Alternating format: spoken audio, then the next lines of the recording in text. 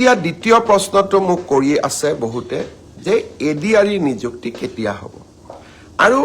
প্ৰশ্ন কৰোঁতে দুই এজনক মই অধৈৰ্য হোৱাও দেখা পাইছোঁ যোৱাবাৰো এডিআৰই নিযুক্তিৰ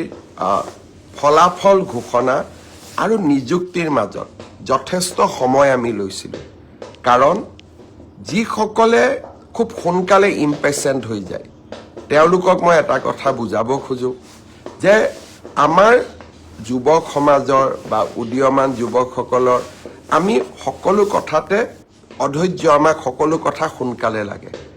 কিন্তু চৰকাৰে হাতীৰ দৰে খোজকাঢ়ে লাহে লাহে লাহে লাহে খোজকাঢ়ে যাতে ভুল হৈ নাযায়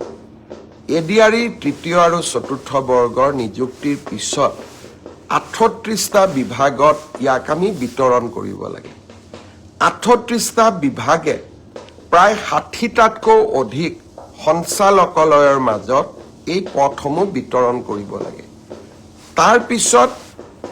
তেওঁলোকক আকৌ অসমৰ বিভিন্ন জিলাত ভাগ কৰি আমি নিযুক্তি দিব লাগে জিলা বিষয়াসকলে তেওঁলোকক ব্লক বা আন আৰু তলৰ কাৰ্যালয়লৈকে প্ৰেৰণ কৰিব লাগে ই এটা ডাঙৰ প্ৰক্ৰিয়া ইয়াৰ মাজতে দিব্যাংগ যিসকল 3% দিব্যাংগ যিসকলে চাকৰি পায়